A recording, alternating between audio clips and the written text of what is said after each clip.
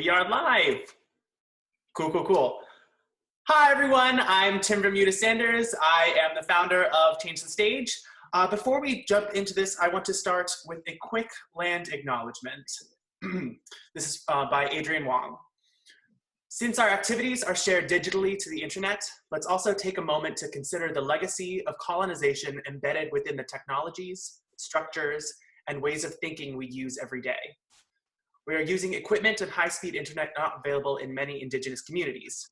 Even the technologies that are central to much of the art we make leave significant carbon footprints contributing to changing climates that disproportionately affect indigenous peoples worldwide. I invite you to join me in acknowledging all this, as well as our shared responsibility to make good of this time and for each of us to consider our roles in reconciliation, decolonization, and allyship. All right. I'm going to start with everybody introducing themselves. Em, do you want to go first? Yeah, my name is Em Ryle. My pronouns are she, her, hers, and I'm the access coordinator for Change the Stage, and I'm so excited to be working on this. I'm so excited to see all your beautiful faces here today.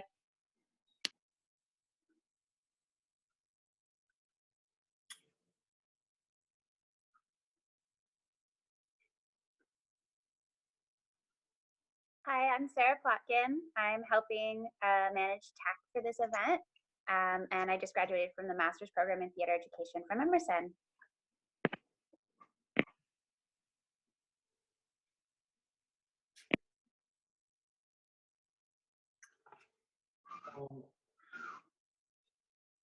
And can you go ahead and introduce our interpreters as well, please?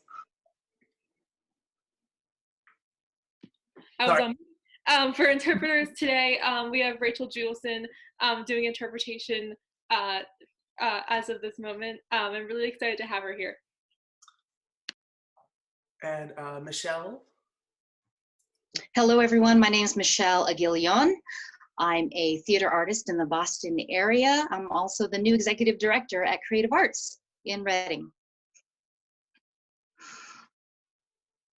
Hi all, I'm Jay Sebastian Alberti. I am a playwright and I'm also the literary associate at the Huntington Theater Company. My pronouns are he, him, his.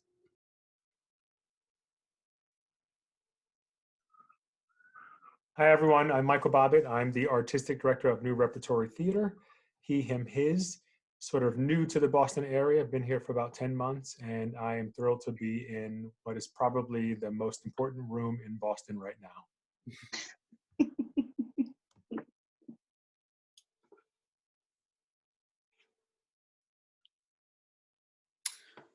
Oh, Stephen, I don't think we can hear you, Stephen.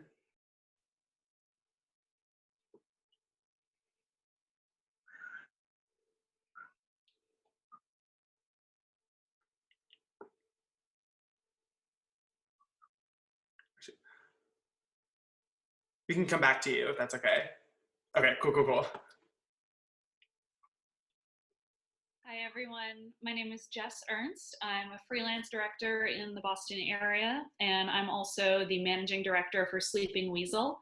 My pronouns are she, her, hers, and I'm really looking forward to this conversation.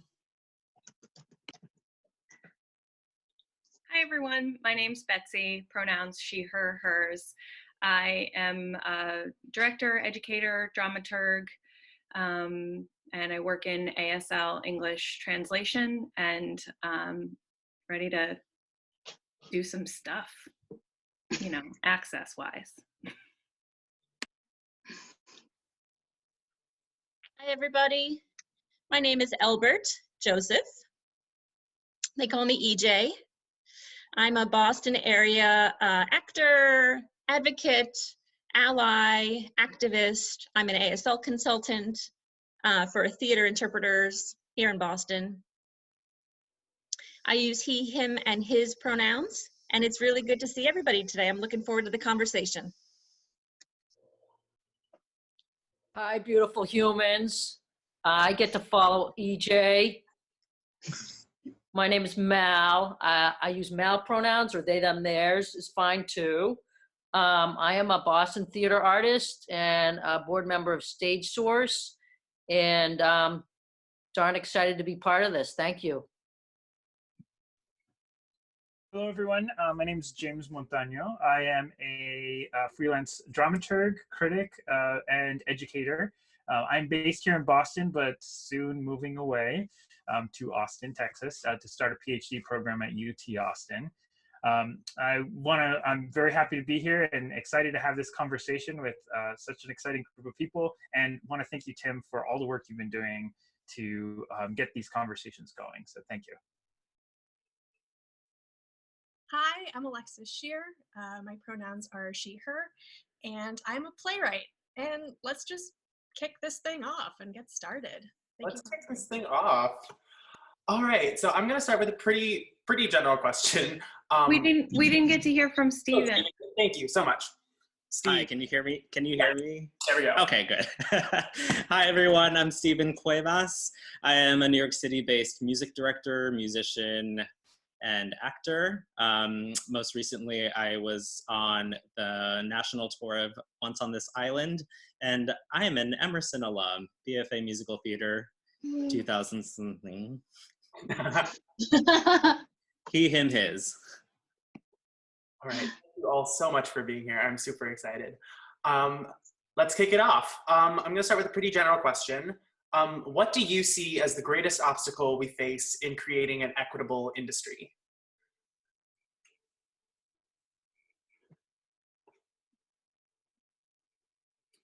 Big question. Pretty broad.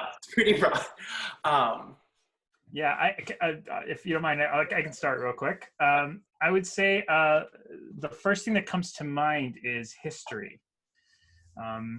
I think we, as an industry, are really tied to how things have been done for so long, and it's very easy to get caught into this trap of the norms of what theater has looked like and what it needs to continue to look like. And so I think one of the biggest obstacles we have to get over is history, is this concept of what makes up a board, what makes up a theater season, what makes all of that. We have to kind of start rethinking what that model looks like. And I think that once we can look at the history and look at the things that are embedded in it that are problematic for us as theater makers and for our ability to create an equitable system. And it seems like such an easy thing, but it is actually one of the most complicated things to do, especially when you're coming from an academic setting or when you have a theater that has been so long embedded in a community and we are trying to change leadership and the community itself or the board or whatever is used to a very specific style of theater. It makes it very complicated and it makes it difficult to do. So I think it is an obstacle that we both have to be very aware of and pay a lot of attention to in order to think of how to overcome. That is such a dramaturg answer, but that is like literally the thing I think about the most. For sure. Yeah, I would just jump in after that because I completely agree and want to amplify that. I think because we are in this reality that we are in now, the theater community has had many conversations about how we use this incredibly hard and challenging time for artists and one of the words that's been tossed out there that I really grab onto is how do we reimagine our theater community and our work and our creative, the way we do create together, and how we can use this opportunity to lift up the voices that have been outside of the conversation for years and decades and have those people now come in and be what we need to push forward and be innovative in how we think of theater in the future. I'd like to add to that. I felt like the norm was already changing, with diverse casting, a diverse production team and designers, and we were getting to a place where there was more awareness of that. And I just don't want that to lose momentum because we're in these challenging times. If anything, hopefully it'll help us to push that even more forward than it was before all this went down. I hope that designers of color or actors of color don't get discouraged by these new challenges, and to keep pushing and keep the courage and keep trying. But I agree with all that as well. I mean, I think in many ways it's about, if not entirely dismantling a system that has excluded groups of people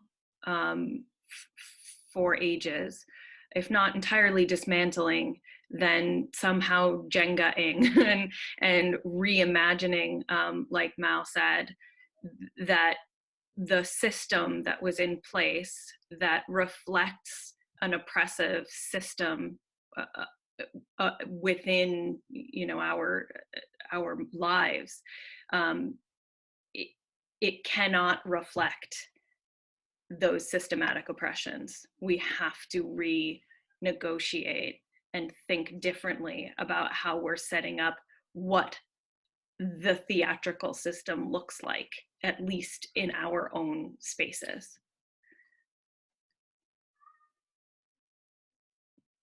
EJ had a thought as well. Oh, yeah, go ahead, EJ. I'll go next. EJ saying, I agree with Betsy. I think it's important that we don't forget about disabled and deaf people in those communities. We are part of the community as well. And so it's vital that we remember all of the different people who are part of these communities who have been marginalized. And when we talk about intersectionality and inclusion, that's vital to this conversation, because we know that intersectionality is a concept that is talked about and bandied about, but it's not actually thought of in terms of including everyone, including all people. And that's, everyone needs to feel welcome on the stage and off the stage. That's my primary message for today.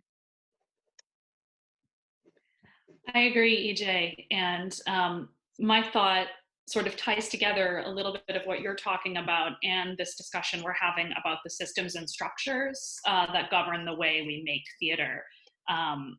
You know, this idea of taking advantage of this enforced pause from, you know, an administrative and producing standpoint, think about how we do the work and why, I think is something that I'm hoping to really latch onto in my own practice. Because in the heat of constantly needing to be generating work, constantly needing to be planning your season and working 3 productions or 3 years ahead, it is much more challenging, particularly for, you know, as institutions scale up in size, it's much more challenging to get off that wheel of, this is how we start a production process. This is how we start a rehearsal process. This is how we do this, because this is what is practiced. This is what we're trained in. This is what we're used to. So I'm hoping for myself and from my collaborators that we can take advantage of this pause and do the work that doesn't just share the stories of marginalized people on all axes, but also take the time to really consider how the process can better generate inclusion, how we can tailor productions so that we're not just doing the same thing, but hiring people of different identities. What needs to change about our rehearsal room? Who needs to be in there? What needs to change about our new play development process? And how can we navigate that in a sustainable way that is both, you know, artistically fruitful and more inclusive? And in my experience, greater artistic success is often a direct result of better inclusion practices, because it's an expansion, right? It makes the world bigger. It makes the number of perspectives in the rehearsal room or in the board meeting or in the production meeting greater. So they sort of go hand in hand. And when we have no choice but to get off the usual season hamster wheel, I'm hopeful that we can use this opportunity to re-envision the wheel. You know, I think a lot about, my brain tends to think conceptually and strategically about many of these things. And also, as we talk about dismantling structures and systems, when you go back to the base of the way our industry works, it's still highly dependent on finances coming from wealthy white people. The way we plan seasons, subscriptions, the contributions coming in, and until we are willing to like go back and just say, forget all of that and redefine the financial structures, because racism is a financial structure, right? Until we go back and really redefine and really shake up all that stuff, we're only going to be having little band-aids and little small steps to getting us there. We already know factually that the world is, and I hate these terms, majority minority. So if that is the case, then this industry stands to gain from being more diverse. Diversity is good for business, theoretically. So until we embrace that, and the wealthy whites are willing to let go and step aside and understand that if this is all about people, that everyone gains from being more diverse. So we need to look at all of that. We need to look at the heavy reliance on contributed revenue, which is a business model structure, which puts us all in an unstable situation. We need to look at subscriptions, which again, we have wealthy white people mostly buying subscriptions, which are defining our programming, right? A year and a half in advance. We need to look at all that stuff. We need to redefine all new systems. I mean, I always find it strange that we are asking people to budget a year in advance. The world is moving too fast for that. That makes no sense to me. How is that adaptable? How is that financially able? So anyway, a long soapbox, but I still think this all goes back to redefining the basic financial structures of how we do this business. And that will end racism and oppression in this theater industry. And I think sort of going off of that as well, like what people are being paid who are in this field, I think the entry level wages for a lot of these positions actually bar a lot of people who maybe wanting to work in the theater, but maybe do not have either like wealthy parents or like have a lot of debt because of college, stuff like that, which just is an inherent wall against, you know, being able to cast out that net to get more people to apply to these jobs. So sometimes you get more, you know, people who are better off. And a lot of the time, because racism is an economic structure that is like wealthy white people who are entering these jobs, who are then being not groomed, but who are being trained to be, you know, the next like artistic director because they had this job when they were younger. So until we really think about what people are being paid and think about really the inequality between the people at the very top of the theater, what they're being paid versus the people who are entry level, like we will never, I think, get to a place where this industry is more inclusive. And I don't have like an answer to where to get that money, to where to make that happen. But I do think that it's something that people just sort of brush aside as a way that the field is, in a way that many artistic fields are, of like, sorry, like we don't have the money to pay you more. And I think there is a inherent lack of like empathy in that, and the way that we change that will, I think, change the field incredibly for the better. I want to latch on to the class barrier of education, which I think is maybe not the root, but it's one of the roots of this large tree. And, you know, thinking back to my time in undergrad, I got a very expensive BFA in musical theater that I will be paying off the rest of my life. And I don't know, thinking about how I was in a position, I guess also like just stupid and 18, and thought I can sign off this giant loan, and knowing that other people might not have the privilege to even like take on that type of financial burden. And I kind of knew that I had a little bit of a safety net, like I'm going to be in debt, but it's not going to ruin my life, knock on wood. Current climate, we'll see what happens. So I'm thinking a lot about who's allowed to get an education and then therefore get hired. And thinking about, you know, I just graduated from BU and got a master's last year, and that was a fully funded program where they funded 5 students, and I hope we see more of that. And I couldn't have done that without that. And I think without that, you know, you think about the pipeline and where we're pulling people from, and it all goes back to these educational institutions and the connections you make there and how that sets you up for the future. So yeah, I don't have an answer, but there it is. I have two thoughts, one based on what Alexis is just saying, and the other is sort of a plea, I guess, at this point, because, and maybe they go hand in hand. I'm sitting here listening to these barriers that we're talking about and thinking, we know the barriers. I can't imagine that any of us disagree about systematic oppression, racism, discrimination against people with disabilities. Like, we're here, how could we disagree about that? What I think is gorgeous and hopeful about this room is that maybe we can put our heads together and start thinking about, what do we do now? Right?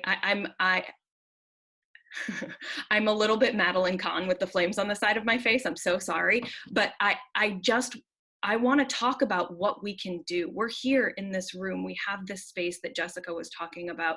And I think education in terms of our spaces, you know, if we work in established theaters like New Rep, or if we are, I'm in and out of colleges. Absolutely. Yep. I'm on board with that, Betsy. Thank you. I'm in and out of colleges and high schools and elementary schools. What can we teach our young people? What can we start spreading in terms of education? So I guess my plea is, can we play the game of, like, what would happen if we tried some new stuff, some different stuff, and what would that stuff look like? And how would a collaboration with this amazing group of people start to shake things up? So that's my plea. I love your plea. I love your Madeline Kahn reference. Madeline Kahn was a genius. Gone too soon. And I just want to, you spoke so eloquently and beautifully about taking this moment. You know, we're all in these little pictures, little boxes, but we're all in the same place. And before this, there's, you know, the boardrooms with all the board members with the power making all these decisions. And Michael Bobbitt, you spoke about this eloquently as well.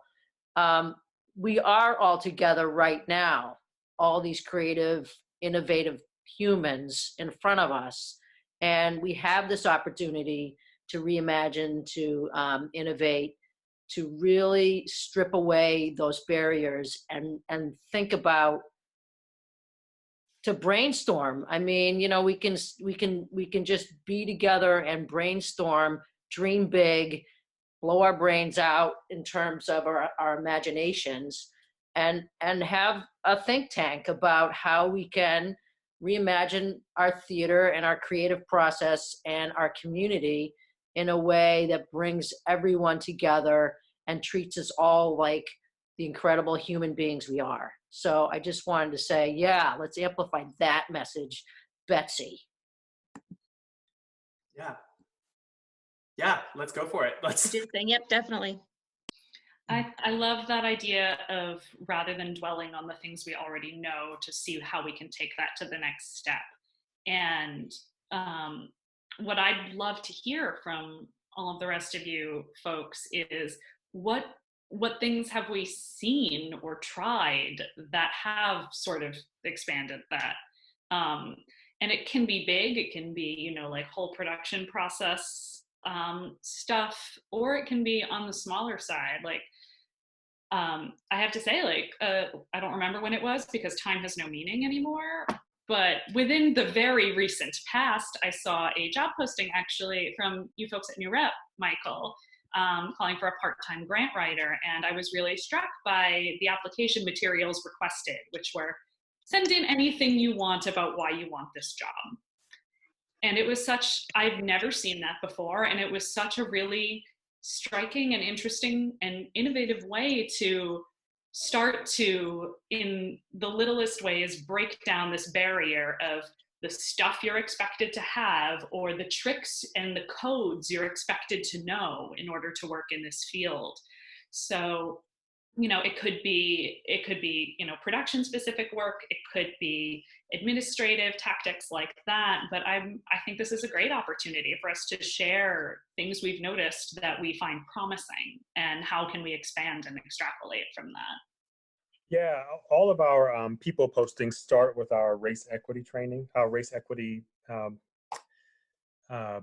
sort of statement, anti-racism statement specifically. And that's a tactic, because if you are a PWI institution, predominantly white institution, I think people of color aren't going to read to the bottom of your posting to decide if they want to interview or audition or apply to you. So lead with it. Lead with it. Two, the qualifications are based on the culture that we want. And so I don't need to see your degrees or your pieces of paper or the years of study. I want to know, do you like theater? Are you fun? Are you a hard worker? So those are the things we have in the qualifications. And three, to me, letter of recommendations and cover letters and CVs and all that stuff, to me, they speak to maybe your skills that you have, but they don't speak to the person that you are. And so I'm more interested, especially because I'm in a creative industry, I'm more interested in how creative you are when you apply for your job. So you're right. It says, send us whatever you want to send us in any format you want to send us to show us why you want this job, why you're the right person for this job. And I've gotten some of the best applications that way. I got video cover letters. I had one person send me 25 letters of recommendations from their friends. And those are the people I want to hire, because they're super creative. But there's some other policies. We have at least 50% of our artists for our season have to be people of color. That's one of the policies that we have. Last year we exceeded that, which I was super happy about. The other thing I just wanted to say, and this is partly to the second question, is that I just think dismantling oppression and racism is major surgery. It's major surgery.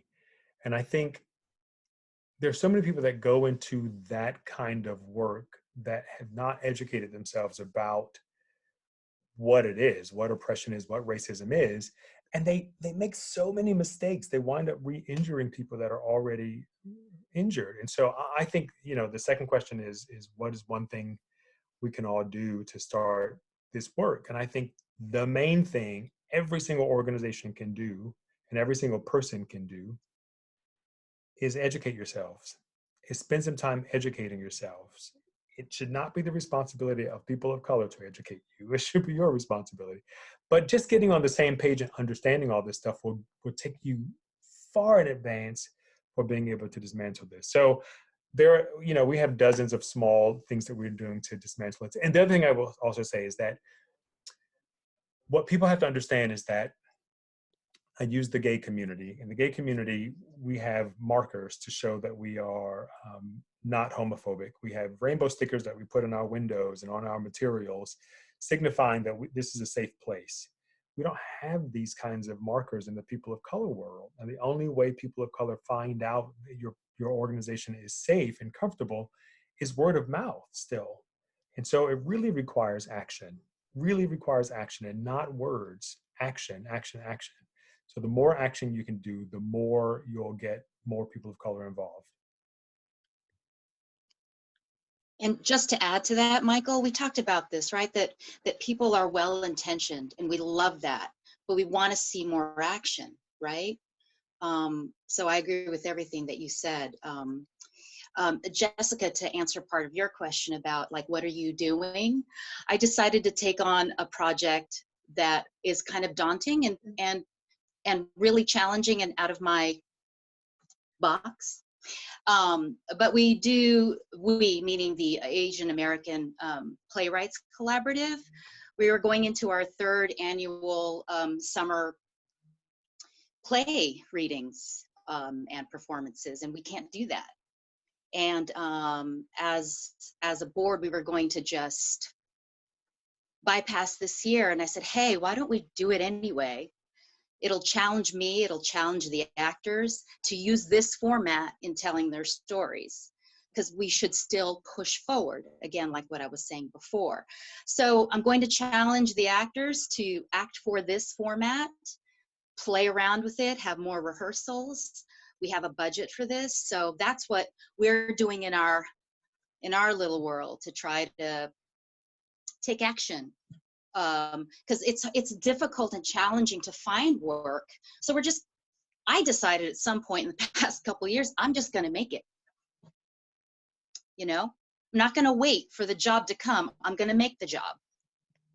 And I still have my hand in all these other projects with nonprofit, hi Kat, nonprofit companies and adorable. I was upstaged by a cat.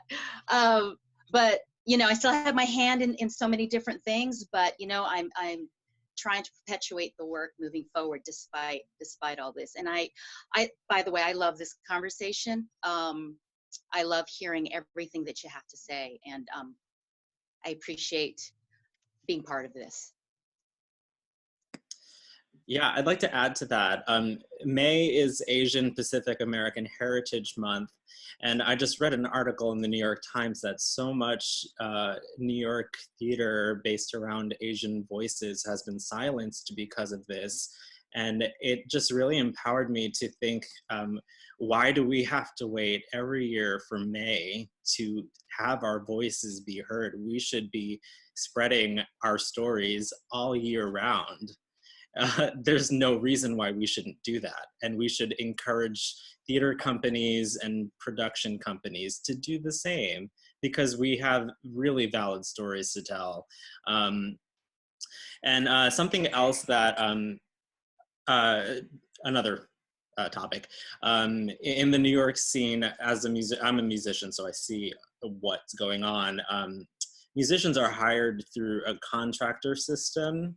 And all of the main contractors in New York City are white males. And although they do have good intentions and seem to be in this conversation, we see all the time that all of the orchestras across the shows are predominantly white, predominantly male.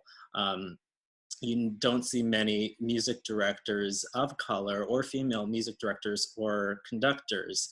And I'm the chair of the diversity committee of Local 802 AFM, and one of the things we really encourage our musicians to do, all the musicians in these shows have to choose their own subs. There are 5 subs to sub for them in a show at a given time. We really encourage them to step outside of your bubble. If you should put people on your list who don't look like you. And if you only have 5 people who look like you, you do live in a bubble. You have to have other friends who are diverse. It is not, and the thing is, I'm a first generation American, and I don't consider myself too old yet, but even as I was going into education, into college, my parents were discouraging me from actually going into theater, because they said, there's no way you can make a living doing this. And that's absolutely wrong. We have to prove that wrong. And in order to do that, we need to see the diversity in all sides of the stage. Like, I love all these voices, because I am agreeing 100% with everything you all are saying. So thank you. I'm wondering if I can pivot back to this idea of finances and how things are financed, and I can riff a little bit and maybe get everyone else's feedback, but I really want to amplify something that Jeremy O'Harris just did, which was so positive, and I'm excited. I want to see more of it.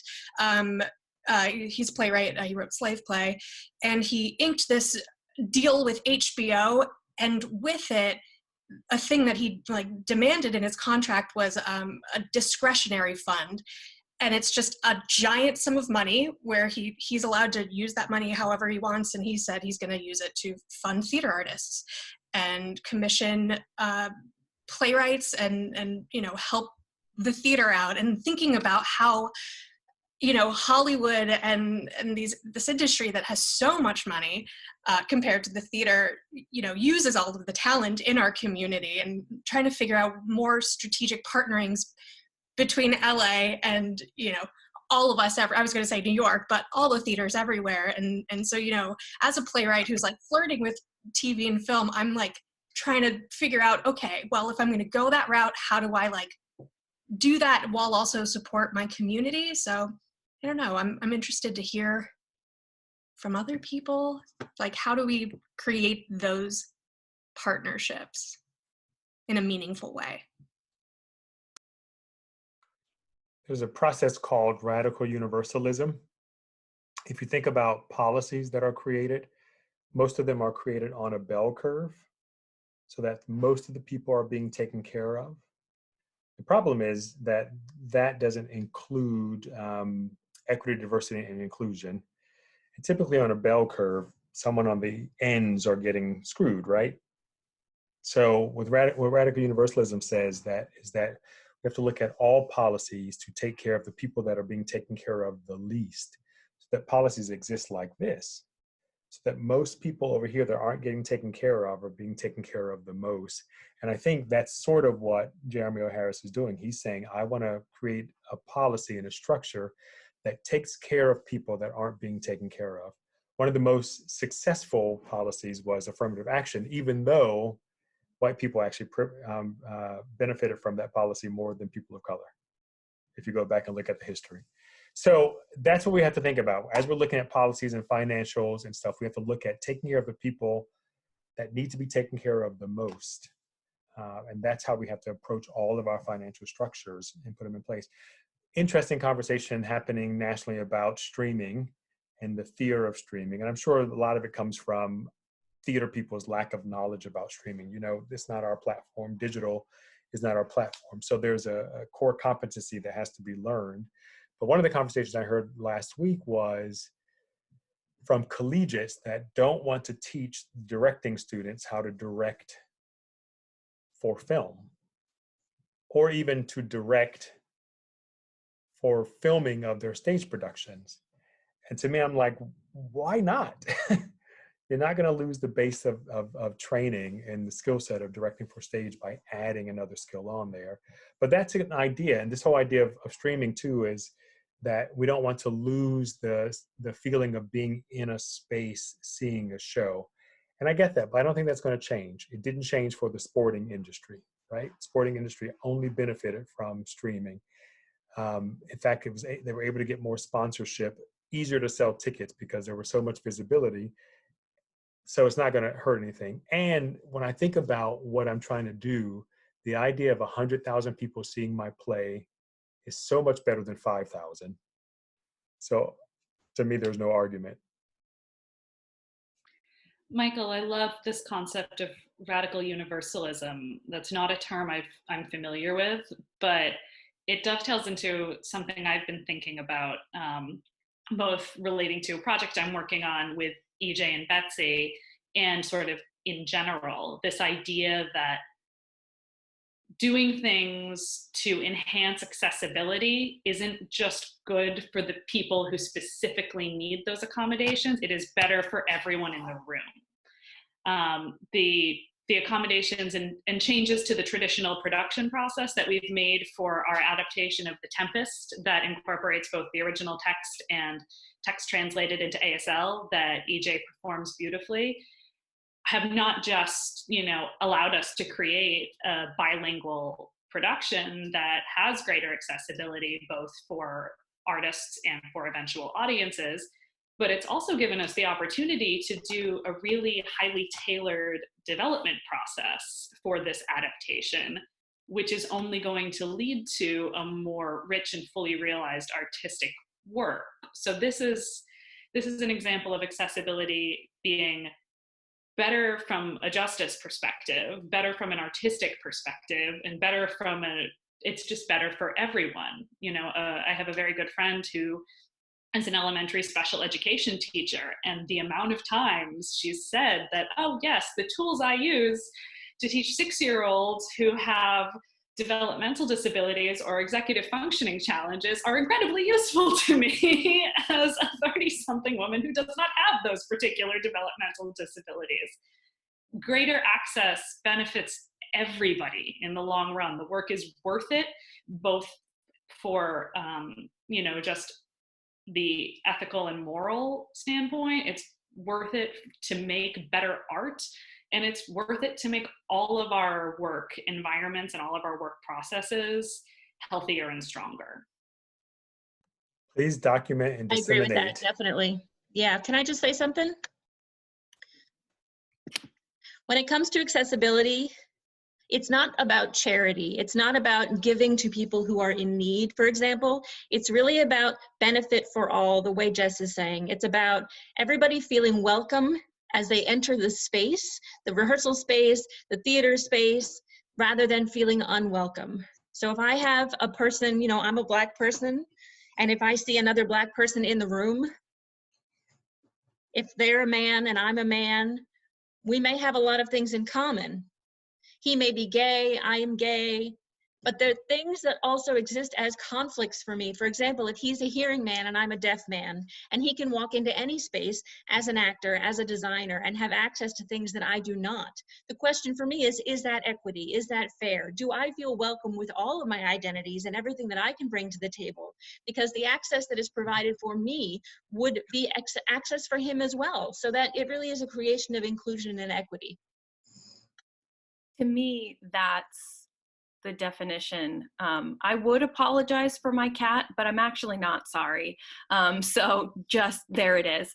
That's the definition of inclusivity, right? And that's the definition of equity and access, that all of our identities are acknowledged and are worked with in equality, right?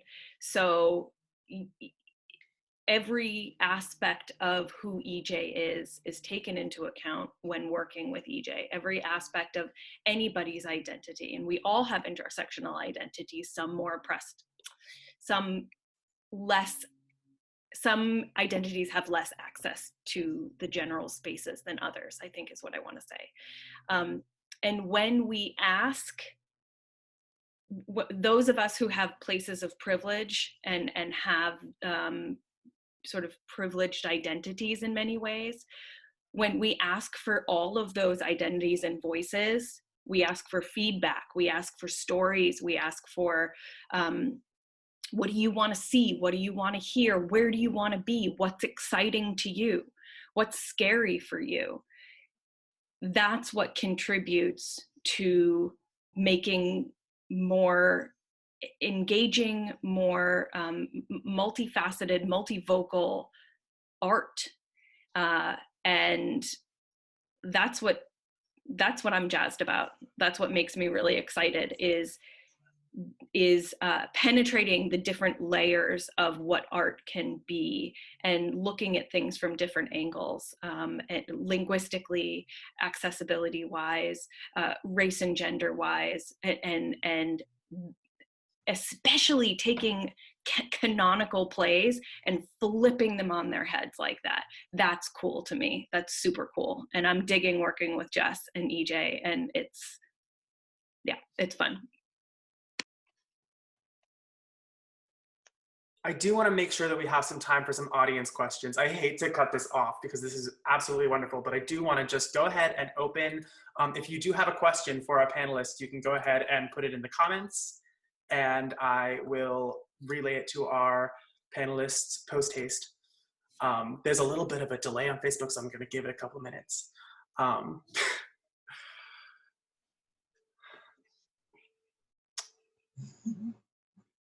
While we're waiting, I know, EJ, you recently wrote an open letter, no? What? You recently wrote an open letter on Facebook? Yes. Yep, I did. While we're waiting for questions, if we get any, could you just tell us a little bit about that, about what you wrote about and what that article was about? Sure.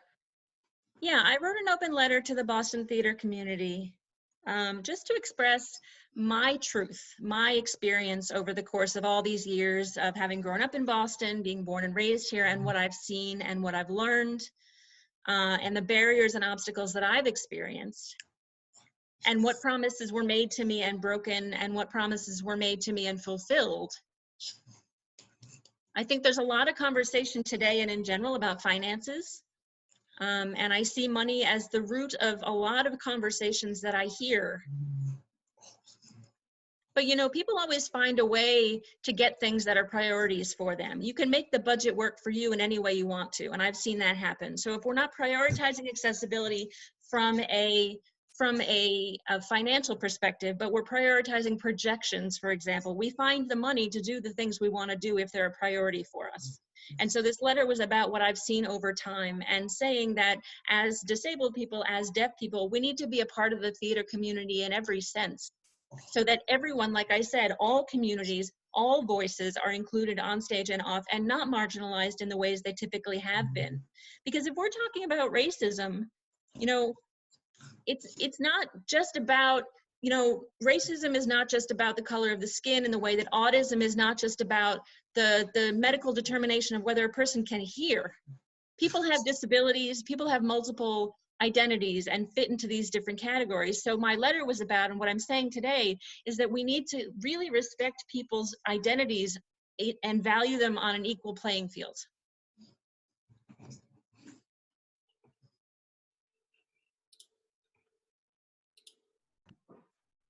I won't say anything more, but I wanted to say this, that I think where artists, so I just believe that imagination is seeing the world differently.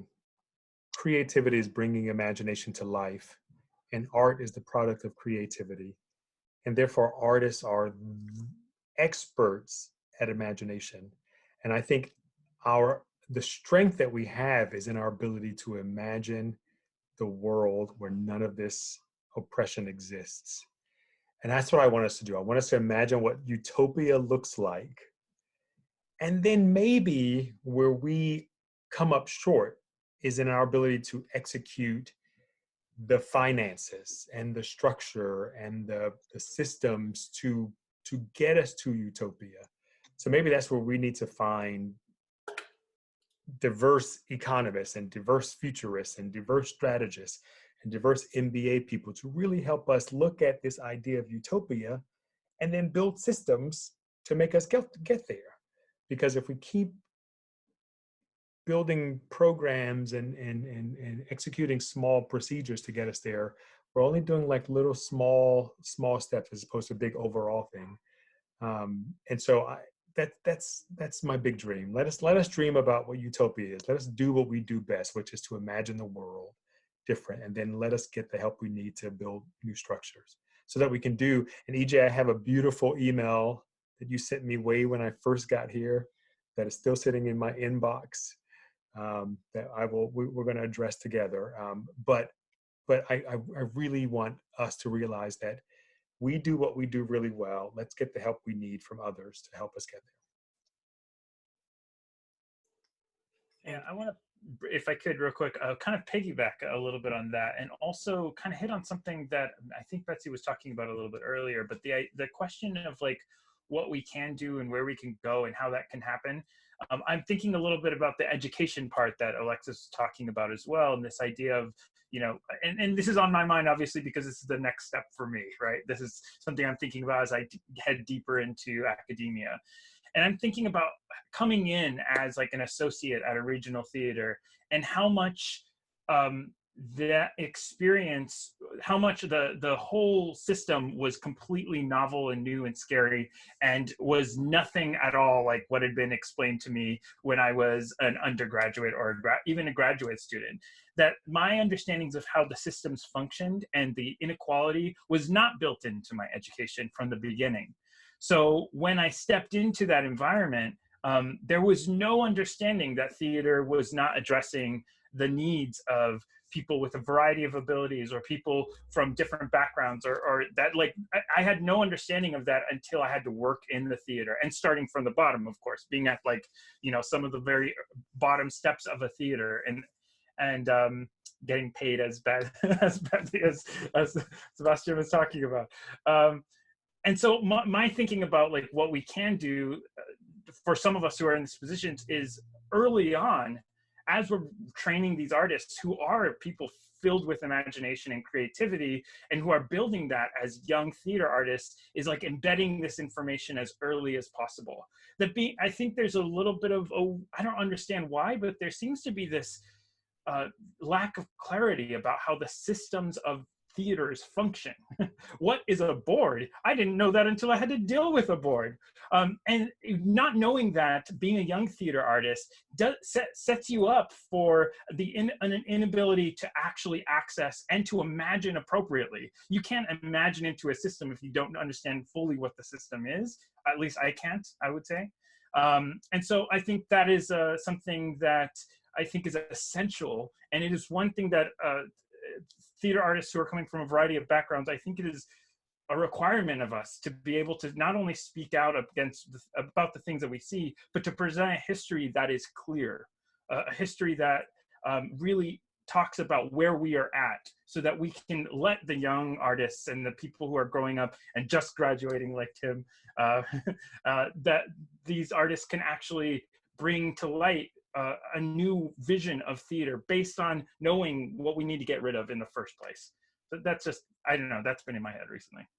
I've been thinking about boards this whole time because I'm looking at all of your faces, thinking like, we would be like such a cool board for an organization. I hope all boards look like this. And I know that they don't. So thinking about ways for companies and organizations to diversify at the top and make the top accessible too, I think is just, I'm seeing it right now, so it feels really just precious and prevalent. I did get one, I got a couple questions. I have a thought as well. I just also wanted to say, you know, there's not a lot of deaf and disabled actors who go out into the community. So it's important that those of you who have the privilege of position can come into the communities, go physically into those spaces where you don't normally spend time, hear their stories, ask their questions, make them feel welcome, because you're making a positive, proactive effort towards them instead of them having to always come to you. We got a couple questions from the audience, if I can go ahead and grab those. Our first one, I wonder if something we can do is normalize a much more robust process for accountability for ourselves. Yes, we agree on barriers and grievances and a desire for reimagining. But when we do come up short, what are great ways for leaders and institutions to be held accountable? I'm thinking, for example, about the ensemble of playwrights in residence residing this week en masse from Victoria Gardens in Chicago, due to the org's lack of transparency, communication, and conversation with the folks they serve.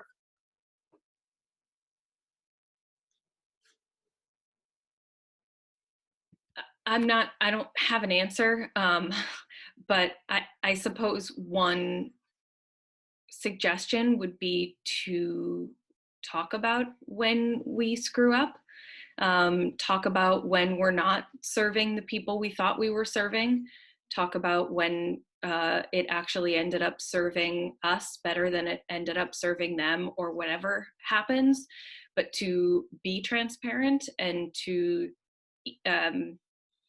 eat crow when you need to eat crow and ask for help and voices.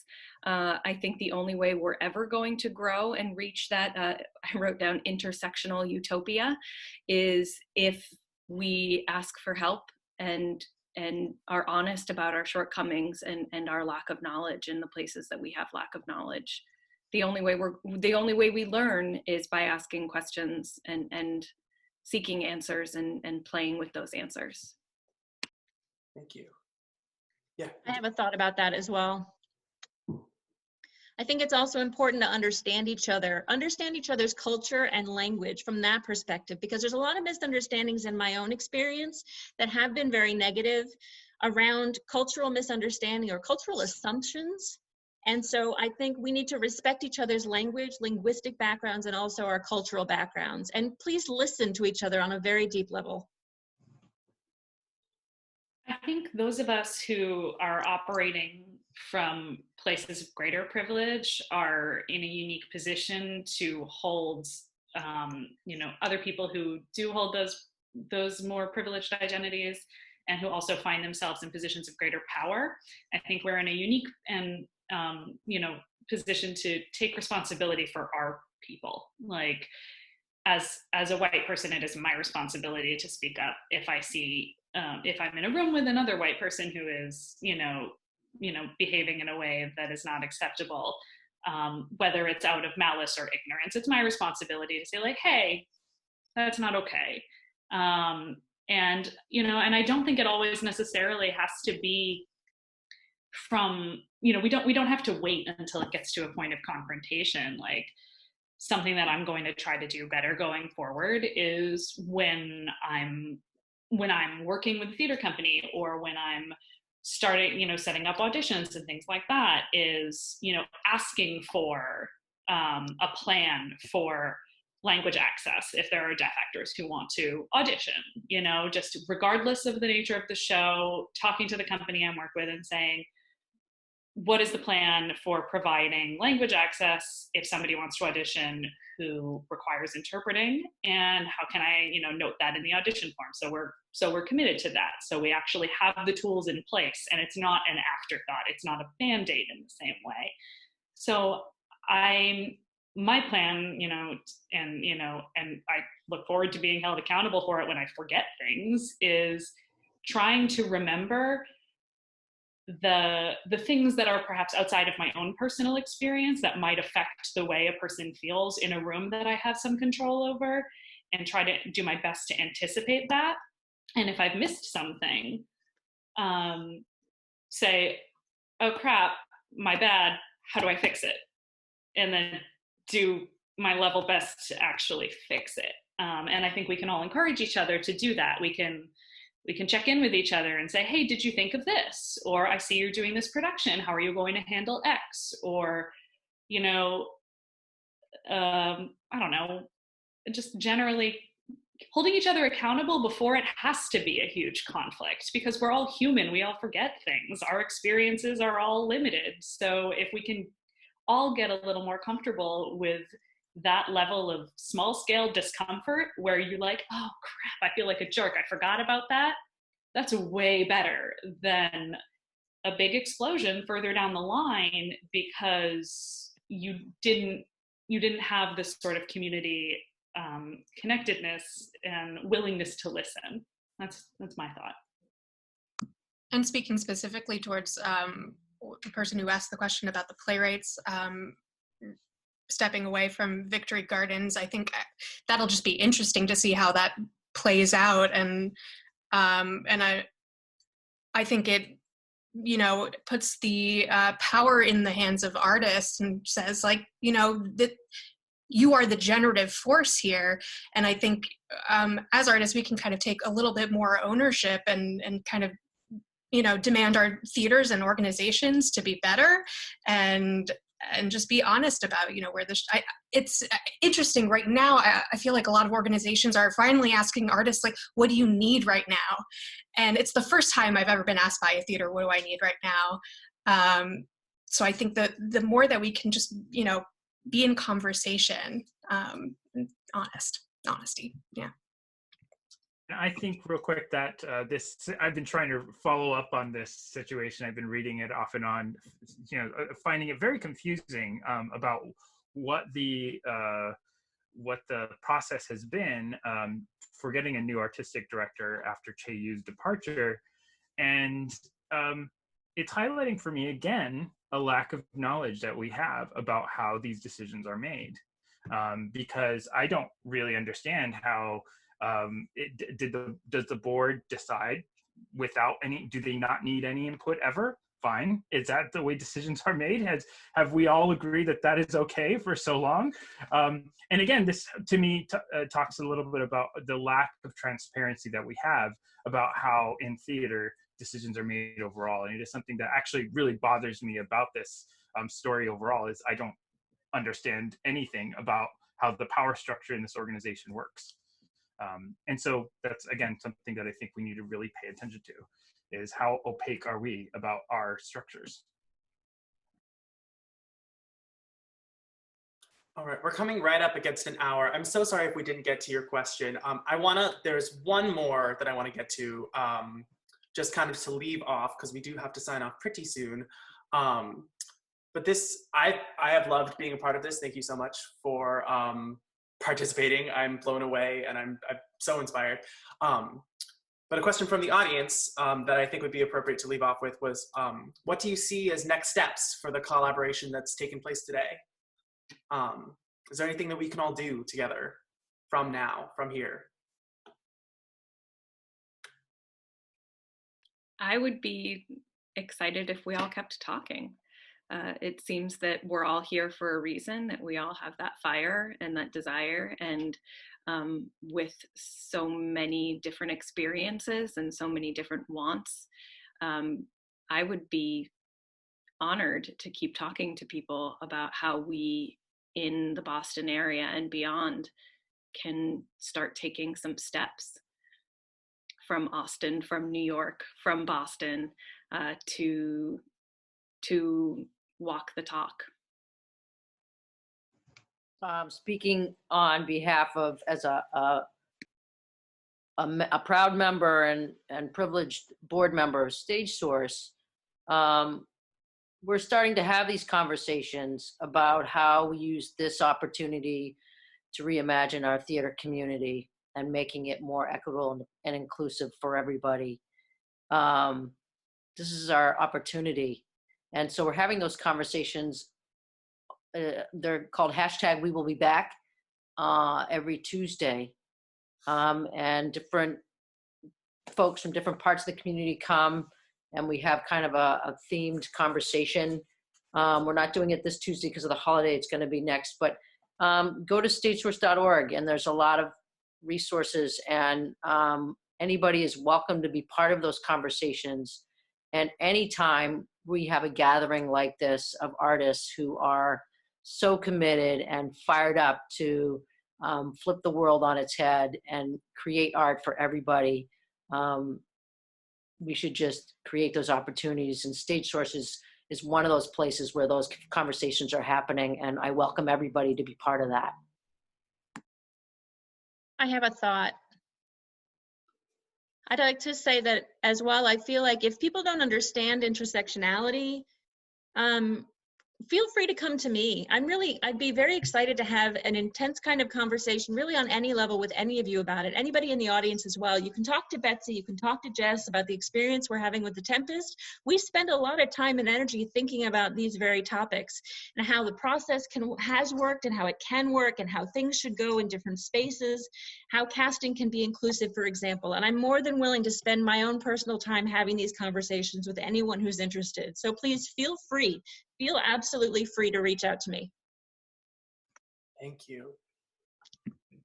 I have one thought as well, and this sort of goes back to that idea of transparency. The more we can tell each other about what we're doing and what's working, the better. I know one of the things that was really inspiring to me when we were starting this Tempest project was, this is all being produced by Queen Mab, which is a new micro theater company started by Ben Evett last year. And when we had this idea, both myself as a director and Ben as a producer were new to this particular kind of work, and we decided we were going to figure it out. And I remember thinking very specifically, well, I know that Flat Earth is another small fringe theater company, and they were able to do this. That means it's possible. So the more we can share what we're finding, what works, what doesn't, and just be really transparent about our processes and our systems, I think that is also goes back to that sort of like this benefits everybody idea. Like the more we can share, the better we'll all do. And EJ is a wonderful resource because of that level of openness that he just expressed. that willingness to share and communicate, because I think we are all really invested in making not just, you know, little microcosms where things are more equitable and stronger, but like we're all here because what we want to do is spread all of this different varied knowledge and experience to as many people as humanly possible, so that gradually we get to a point where it's not notable and not niche for things to be fully inclusive and accessible. And in thinking about next steps and what you can do now, I think, you know, if there's like one specific thing that you're passionate about, join that conversation, because there are other people who are also having that conversation out there somewhere, and you just have to find them. Like I remember finding the Latin Theater Commons on Facebook and finding that group and joining it and finding such community and going to the convenings and just staying in conversation with people all over the country who, you know, are dealing with some of the things that I'm dealing with, or, you know, just sharing resources too. So I think Stage Source is a great place. They have so many task forces, just exploring different ideas. So I think it takes a little bit of research and asking around, but I think that, you know, the internet is a great place, and I think just encouraging transparency, and I think it's a spirit of abundance too. And I think in the theater we often operate from this place of scarcity and competition and secrecy, because, oh, there are only so many people who go see theater and I'm in competition with this other small theater company. And I think we have to like just start operating from a space of abundance, and, you know, a rising tide lifts all boats. And that's something I try and meditate on. And, you know, if I'm coming up, how do I bring everyone up with me?